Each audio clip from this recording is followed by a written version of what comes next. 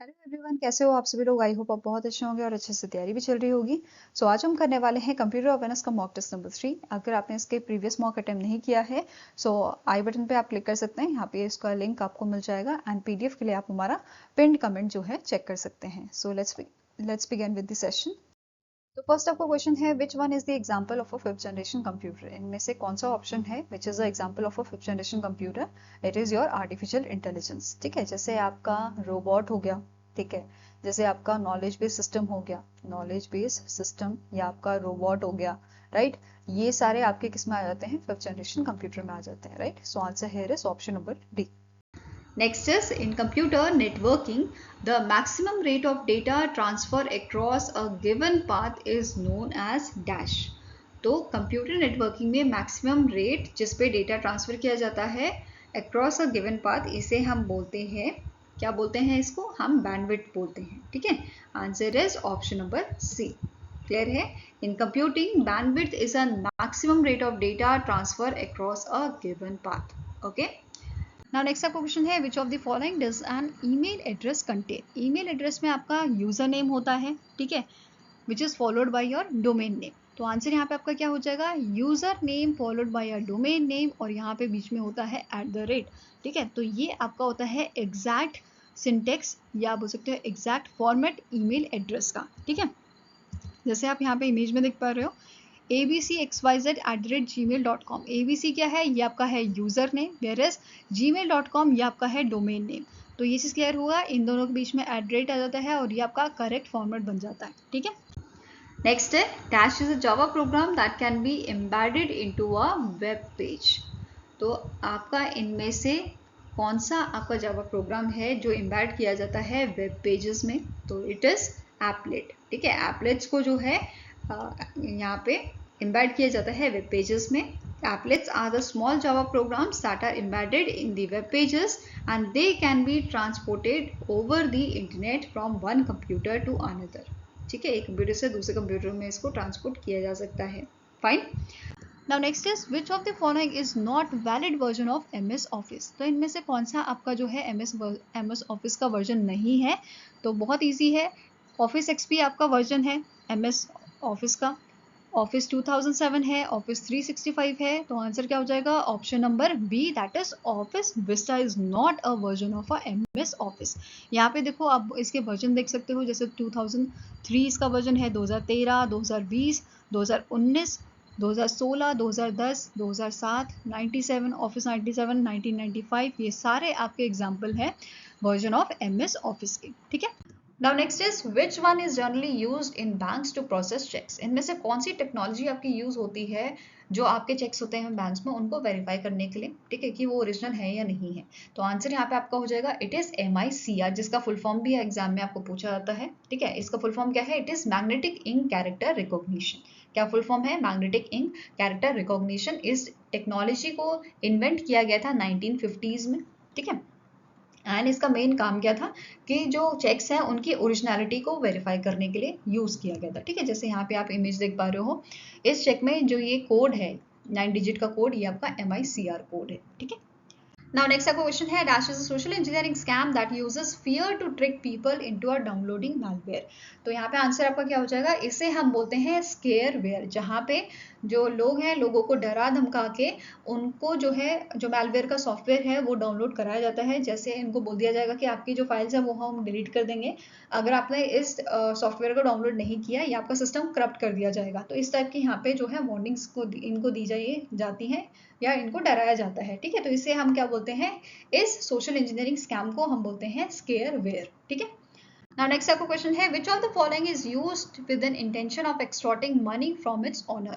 तो देखो, मनी अगर एक्सटॉर्ट करने की बात आए तो आपका सीधा आंसर हो जाएगा, इट इज योर रैंसमवेयर। ठीक है, इसे हम क्या बोलते हैं, रैंसमवेयर। तो आंसर आपका हो जाएगा ऑप्शन नंबर बी। अगर इसका हम एग्जाम्पल देखें तो इसके एग्जाम्पल आ जाते हैं आपके एड्स ट्रोजन या WannaCry। ठीक है, नेक्स्ट क्वेश्चन है, the speed of which generation computer was in picosecond. तो इनमें से कौन सी जनरेशन के कंप्यूटर की जो स्पीड थी वो आपकी पिको सेकेंड्स में होती थी। तो आंसर आपका हो जाएगा, it is fourth generation computer. वहीं पे अगर थर्ड जनरेशन कंप्यूटर की बात करें तो इनकी जो आपकी स्पीड थी वो होती थी नैनो सेकेंड्स में। ठीक है, Now next up question है which feature allow you to type words in a paragraph continually without pressing the enter key at the end of the each line।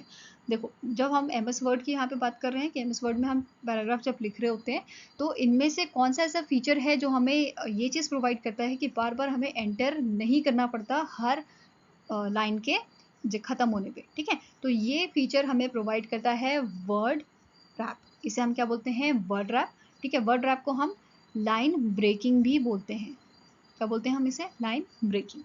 ये चीज़ याद रखना है। वर्ड रैप क्या होता है, it refers to the function of a word processor जो automatically force करता है टेक्स्ट को to a new line when the right margin is reached while typing, ठीक है। जब भी आपका जैसे यहाँ पे मार्जिन है, ठीक है, अब ये मार्जिन जब आपका आने वाला है तो ऑटोमेटिकली आपका जो कर्सर है वो नेक्स्ट लाइन में जो है आप टाइप करना लगेगा, ठीक है। Now next is who designed the first electronics computer ENIAC, ठीक है। इनमें से कौन से आपके पर्सन है, पर्सनालिटी है जिन्होंने आपका डिजाइन किया था ENIAC को। तो आंसर हियर इज, इनका नाम है J Presper Eckert and John Mauchly, ठीक है। आंसर आपको क्या हो जाएगा, both B and C are correct. अब ENIAC जो है इसे इंट्रोड्यूस कब किया गया था, 1946 में इसे इंट्रोड्यूस किया गया था, जिसे हम बोलते हैं electronic numerical integrator and computer. इसका फुल फॉर्म आपको पूछा जाता है एग्जाम में, इसे नोट कर लीजिएगा, ENIAC electronic numerical integrator and computer. Fine. Next is what displays the content of active cell in Excel.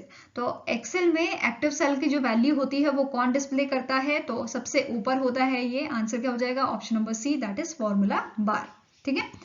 Now next question आ जाता है, dash is a collection of web pages. बहुत इजी क्वेश्चन है, and dash is a very first page that we see on a opening of a website. तो जब भी आप website open करते हो तो उसका जो फ्रंट पेज आता है, जो पहला पेज आता है, उसे हम क्या बोलते हैं, होम पेज बोलते हैं। एंड वेब पेजेस जो है, वेबसाइट जो है ये आपका कलेक्शन होता है वेब पेजेस का। तो आंसर यहाँ पे आपका क्या हो जाएगा, it is option number B, that is website and home page, ठीक है। और सबसे पहली वेबसाइट आपकी कब लॉन्च की गई थी, 1991 में इस वेबसाइट को लॉन्च किया गया था, जिसमें आपकी www के बारे में इंफॉर्मेशन थी।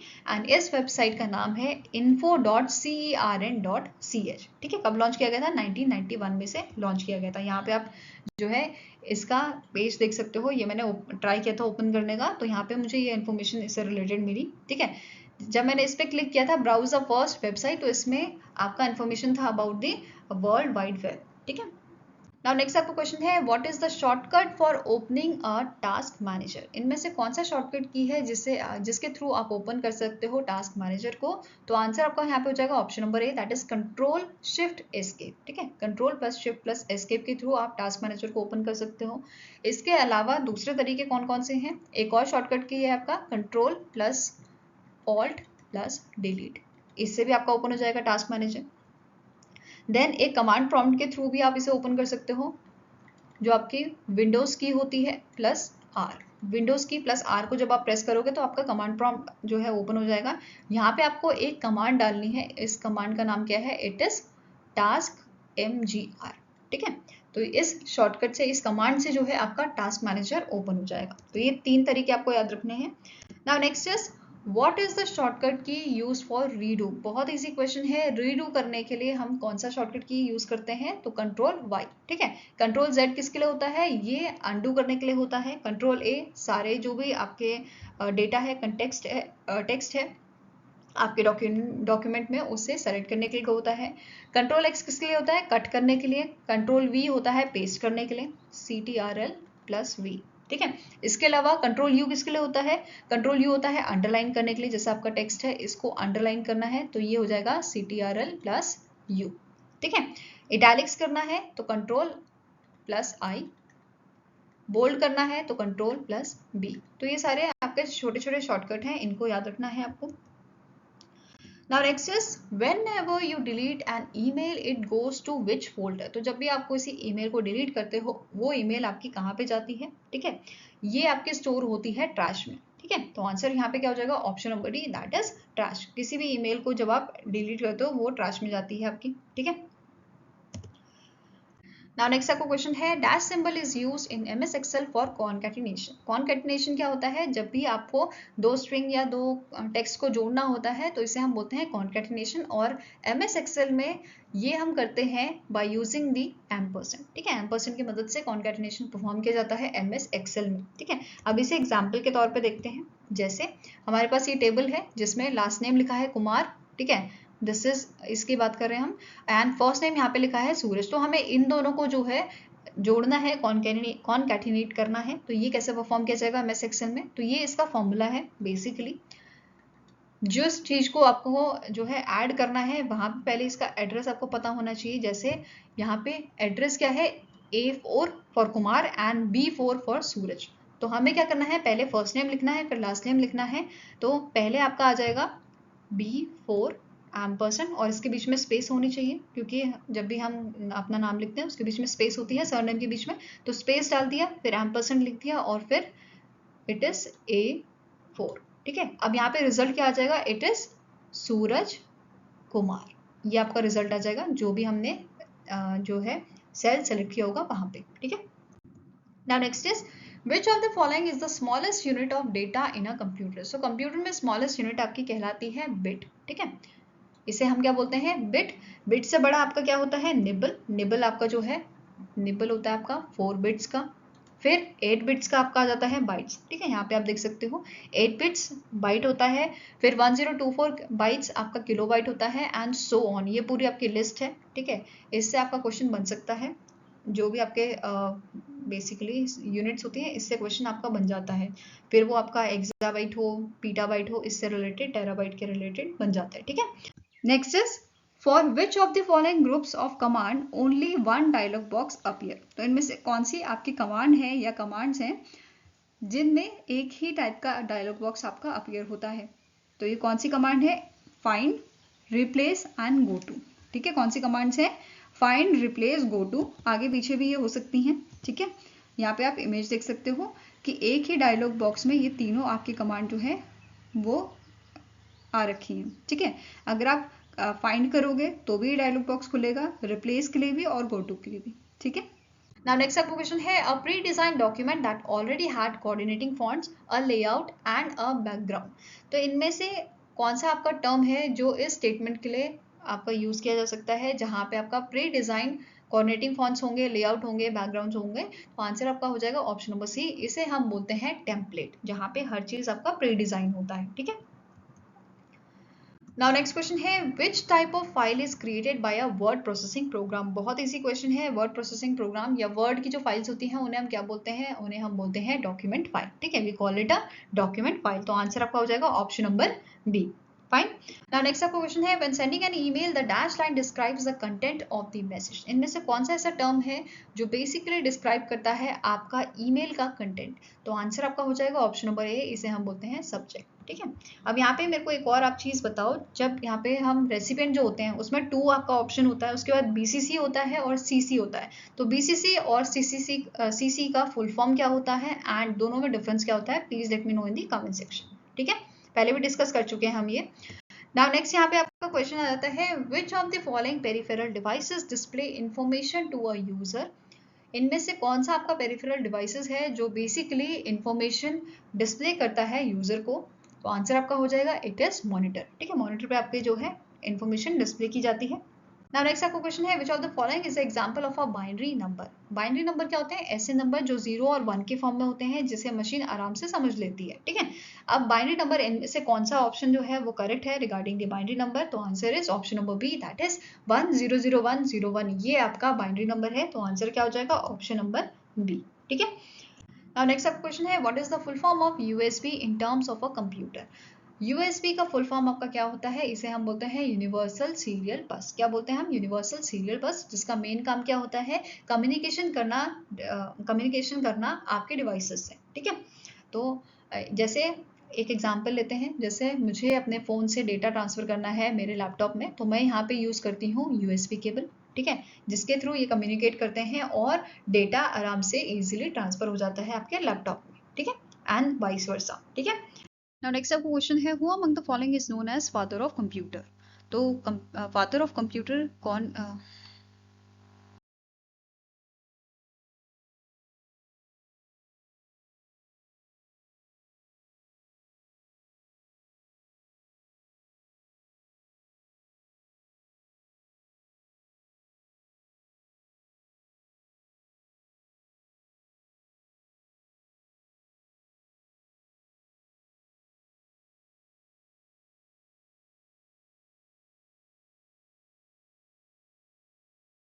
Now next आपका क्वेश्चन है which one performs simply a informal way of describing a program and it does not follow a syntax strictly. तो यहाँ पे आंसर आपका हो जाएगा, इसे हम बोलते हैं pseudo codes, we call it a pseudo codes. वहीं इसका अपोजिट होता है आपका एल्गोरिथम। एल्गोरिथम में हम स्टेप बाय स्टेप जो है प्रोग्राम लिखते हैं कि कैसे नेक्स्ट स्टेप आपका परफॉर्म होएगा, ठीक है। ये चीज़ आपको क्लियर है। अब यहाँ पे स्यूडो कोड्स को आप ऐसे समझ सकते हो, फॉर एग्जाम्पल मुझे जो है अपने घर के लिए एक नक्शा बनाना है, ठीक है। तो सबसे पहले मैं क्या करती हूँ, मैं अपने अकॉर्डिंग बनाती हूँ कि यहाँ पे मेरा जो है किचन होना चाहिए, देन यहाँ पे वॉशरूम्स रेस्टरूम्स जो है ये होने चाहिए, फिर यहाँ पे बेडरूम होना चाहिए। तो एक रफ हम जो है एक प्लान तैयार करते हैं, ठीक है। उसके बाद यहाँ पे हम आर्किटेक्चर के पास जाते हैं, आर्किटेक्ट के पास जाते हैं और फिर ये चीज़ कंफर्म करवाते हैं, जो भी आपका मैप होता है घर का, ठीक है। तो इसे हम बोल सकते हैं स्यूडो कोड्स, ठीक है।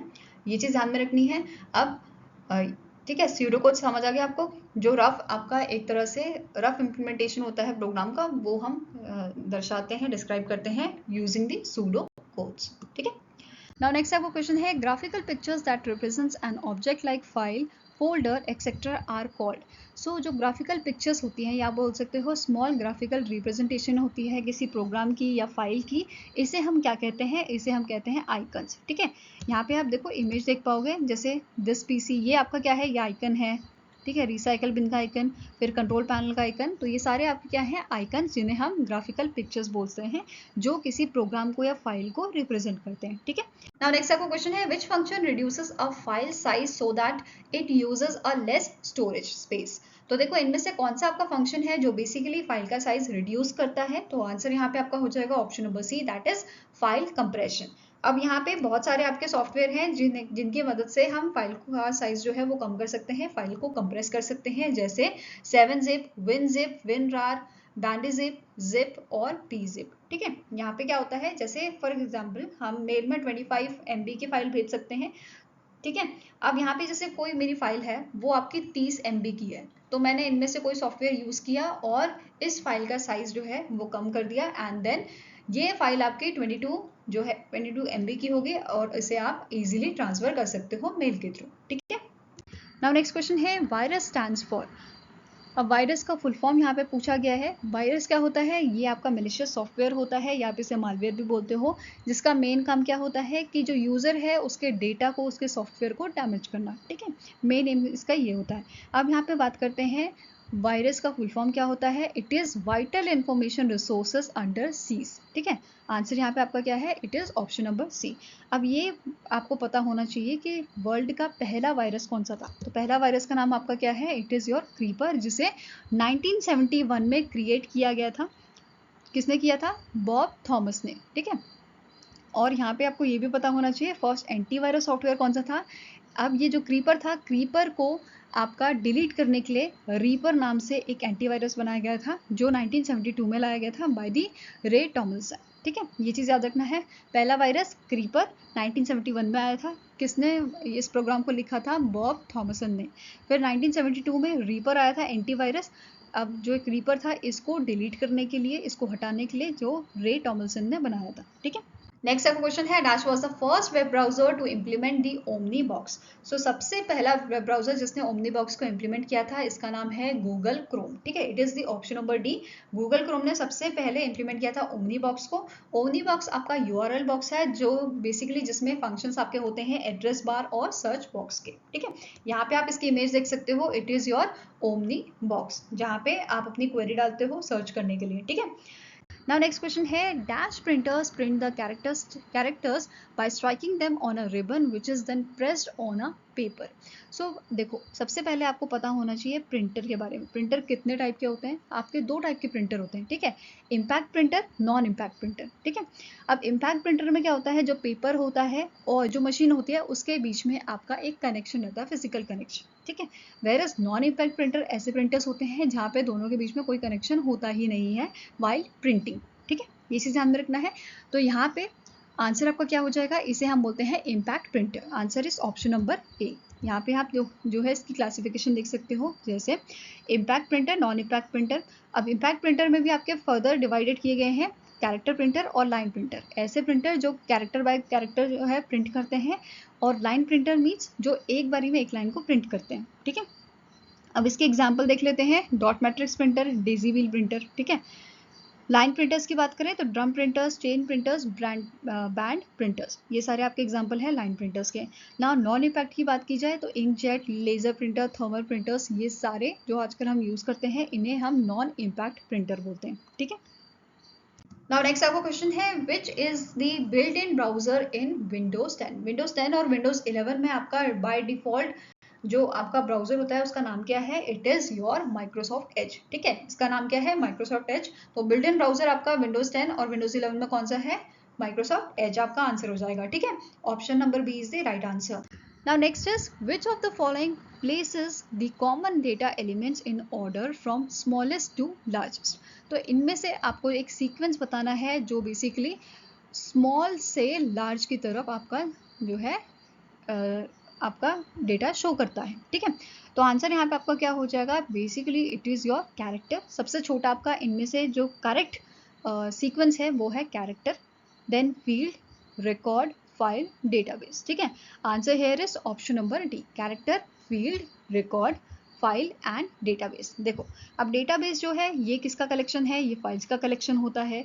फाइल जो है ये रिकॉर्ड से बनती है, रिकॉर्ड बनता है आपका फील्ड से, फील्ड आपका बनता है कैरेक्टर से, और कैरेक्टर किससे बनता है? बाइट से, और बाइट बनता है बिट्स से। तो ये पूरा सीक्वेंस है। अगर हम इसका सीक्वेंस देखें तो ये आपका है बिट्स, ठीक है। फिर आ जाता है आपका byte, then character, field, field के आगे आपका आता है रिकॉर्ड, ठीक है। रिकॉर्ड के आगे आ जाता है फाइल, और फाइल के आगे आता है आपका डेटाबेस। तो इसमें से आप सीक्वेंस चेक कर लो, ठीक है। करेक्ट सीक्वेंस जो आपका है वो क्या है? Character, then field, record, file and database. I hope ये क्लियर होगा आपको। नाउ नेक्स्ट आपको क्वेश्चन है first super computer of the world is. So दुनिया का आपका पहला सुपर कंप्यूटर कौन सा था? इट वॉज योर क्रे 1, ठीक है। इसका नाम क्या है? क्रे 1, जिसे 1975 में जो है इंट्रोड्यूस किया गया था। एंड इसे किसने बनाया था? इसे बनाया था फादर ऑफ सुपर कंप्यूटर जिन्हें कहा जाता है, जिनका नाम है सेमोर रॉजर क्रे। क्या नाम है इनका? सेमोर रॉजर क्रे। 1975 में इसे इंट्रोड्यूस किया गया था, जिसका नाम रखा गया था क्रे 1, जो रॉजर सेमर क्रे के नाम पे रखा गया था, ठीक है। ये चीज़ आपको ध्यान में रखनी है। अब एक क्वेश्चन ये भी बन सकता है आपका कि जो क्रे 1 है ये कौन सी जनरेशन का कंप्यूटर है? तो it is the 4th generation computer, ठीक है। एंड किसने इसे बनाया था? फादर ऑफ सुपर कंप्यूटर सेमर रॉजर क्रे, ठीक है। नाउ नेक्स्ट आपका क्वेश्चन है which of the following memories must be refreshed many times पर सेकेंड। तो इनमें से कौन सी आपकी मेमोरी है जिसे बार बार रिफ्रेश करने की जरूरत पड़ती है? तो आंसर आपका हो जाएगा it is your D RAM और अ डायनेमिक रैम, ठीक है। डायनेमिक रैम को डी रैम भी बोलते हैं। अब यहाँ पे बात कर लेते हैं टाइप ऑफ रैम की भी।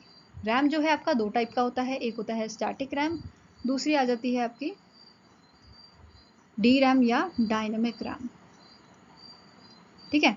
अब जो स्टैटिक रैम होती है इसे हमें बार बार रिफ्रेश करने की ज़रूरत नहीं पड़ती, इसी वजह से ये आपकी जो है एक्सपेंसिव होती है, ठीक है। वेरस जो डायनेमिक रैम है ये आपकी कैपेसिटर और ट्रांजिस्टर से बनी होती है। अब जो कैपेसिटर होते हैं ये जो चार्ज होता है उसे लीक करते हैं, इसी वजह से इसे बार बार चार्ज करने की ज़रूरत पड़ती है, और ये आपकी लेस एक्सपेंसिव होती है as compare to static RAM. अब जो हमारी डायनेमिक रैम है इसे हम पर्सनल कंप्यूटर में यूज़ करते हैं, और जिसे जो आपके सर्वर्स होके वहाँ पे इसे यूज़ किया जाता है, ठीक है। वेरे स्टैटिक रैम हम ऐसी जगह यूज़ करते हैं जहाँ पे हमें स्पीड की ज़्यादा वैल्यू होती है, या आप कह सकते हो अगर हमें स्पीड चाहिए तो हम स्टैटिक रैम यूज़ करते हैं, ठीक है।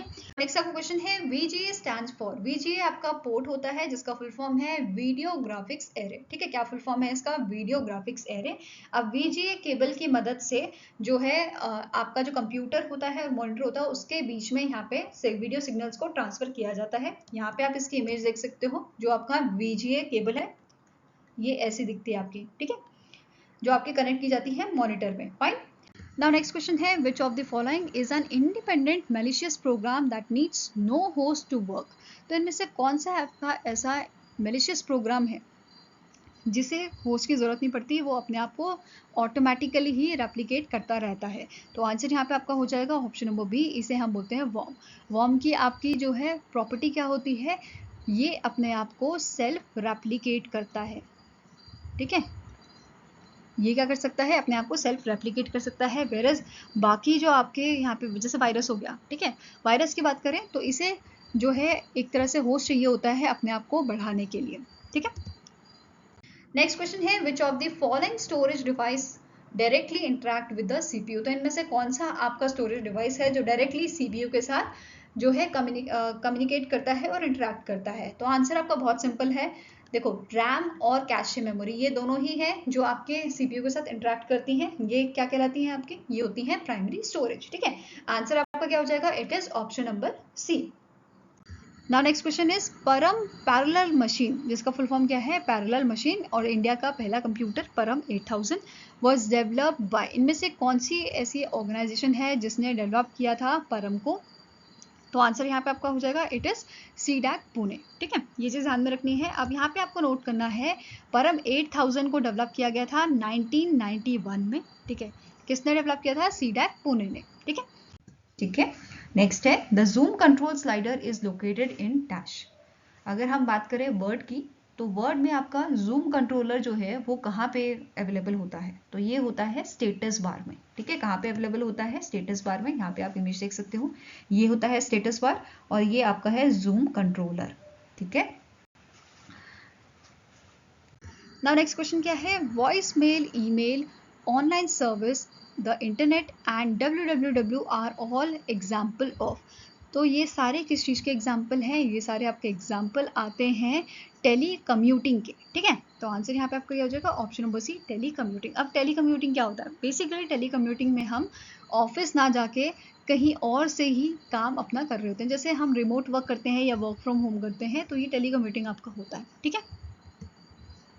नेक्स्ट क्वेश्चन है the shortcut key for displaying the full page as they are printed, या प्रिंट प्रीव्यू जैसे हम बोलते हैं, इसके लिए शॉर्टकट की कौन सा आपका यूज होता है? तो कंट्रोल प्लस F2 की मदद से हम जो है प्रिंट प्रीव्यू देख सकते हैं।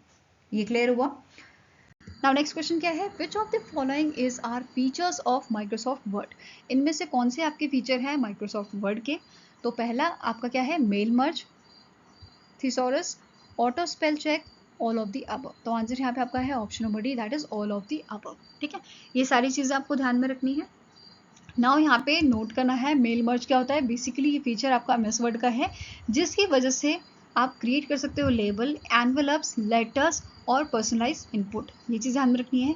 अब यहाँ पे बात कर लेते हैं जो ये mail merge, thesaurus, auto spell check, ये सारे जो आपके ऑप्शंस हैं, ये जो आपके फीचर्स हैं माइक्रोसॉफ्ट के, ये कौन से टैब के अंडर पाए जाते हैं? जैसे मेल मर्ज की अगर बात की जाए तो ये आपका होता है मेलिंग टैब के अंदर, ठीक है।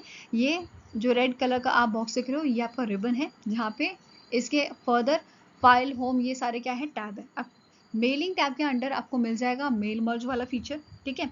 बाकी आपके दो जो यहाँ पे फीचर हैं, thesaurus and auto spell check, ये आपको मिल जाएंगे रिव्यू टैब के अंडर, ठीक है।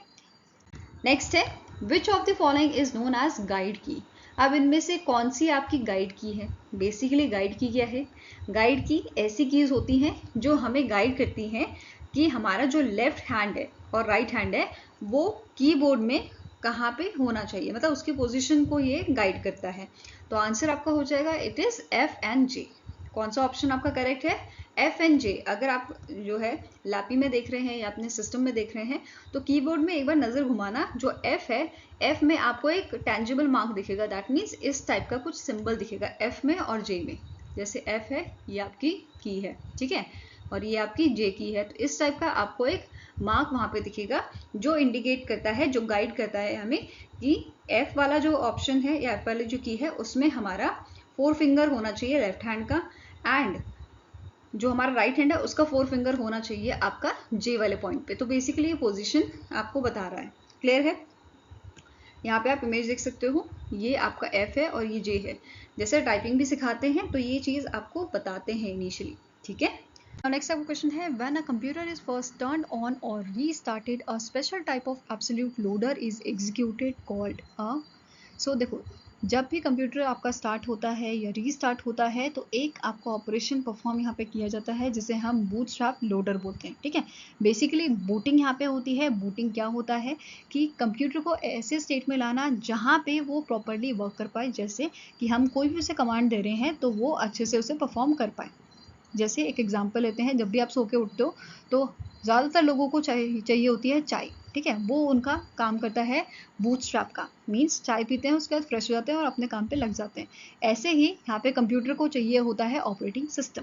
तो यहाँ पे क्या हो रहा है, जो बूटस्ट्रैप लोडर है ये ऑपरेटिंग सिस्टम को मेमोरी में ला जाता है ताकि आसानी से यहाँ पे जो कंप्यूटर है वो सारा काम या जो भी यूज़र के कमांड है उसे अच्छे से एग्जीक्यूट कर पाए। ठीक है, अब जो बूटस्ट्रैप लोडर है इसे हम और क्या नाम से जानते हैं, इसे हम बूट लोडर के नाम से जानते हैं, बूट लोडर, या फिर हम इसे बूट प्रोग्राम के नाम से भी जानते हैं, और क्या बोल सकते हैं, बूट स्ट्रैपिंग भी से हम बोलते हैं। ठीक है, बूट स्ट्रैपिंग।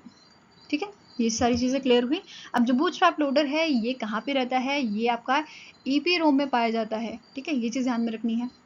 नेक्स्ट है dash is a shortcut key to insert chart in MS Excel. अगर हमें MS एक्सेल में चार्ट इंसर्ट करना है तो कौन सी की हमें प्रेस करनी पड़ेगी शॉर्टकट की, तो Alt + F1 इससे काम हमारा बन जाएगा। ठीक है, इसके अलावा F11 भी हम यूज़ कर सकते हैं चार्ट को इंसर्ट करने के लिए।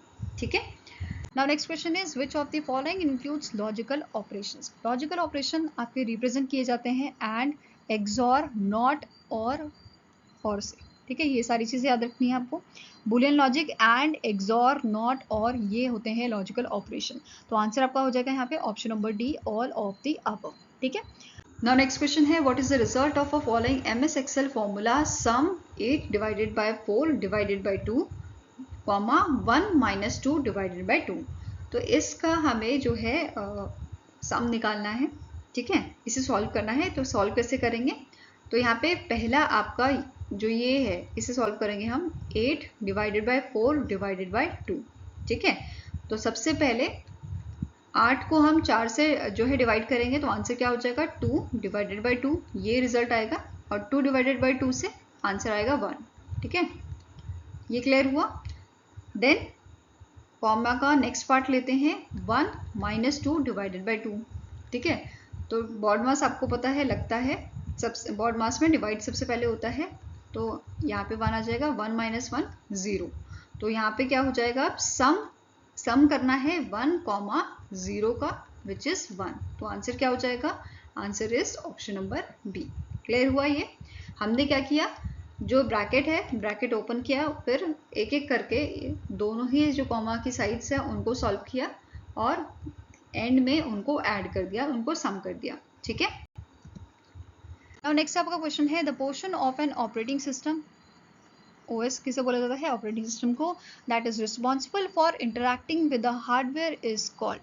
तो इनमें से कौन सा ऐसा चीज़ है जिसकी मदद से इंटरैक्ट किया जाता है हार्डवेयर से, तो आंसर आपका हो जाएगा इट इज़ योर कर्नल। ठीक है, इसे बोला जाता है कर्नल। यहाँ पे आप इमेज देख सकते हो, इससे इजीली आपको समझ आ जाएगा कर्नल का मेन काम क्या होता है। ये एक इंटरफेस होता है एप्लीकेशंस और CPU मेमोरी और डिवाइसेस के बीच में। ठीक है, आई होप गाइज आपको ये वीडियो पसंद आया हो। पसंद आए तो लाइक एंड शेयर जरूर कीजिएगा और हमारे साथ जुड़ने के लिए हमारे चैनल को सब्सक्राइब कीजिएगा। अगर आपके कुछ सजेशन है तो आप हमें मेल कर सकते हो benchmarkstudy007@gmail.com पे, या फिर आप हमें जो है कमेंट सेक्शन में भी लिख सकते हैं। सो मिलेंगे ऐसे ही नेक्स्ट वीडियो के साथ। Till then take care, have a nice day and all the best for your preparations.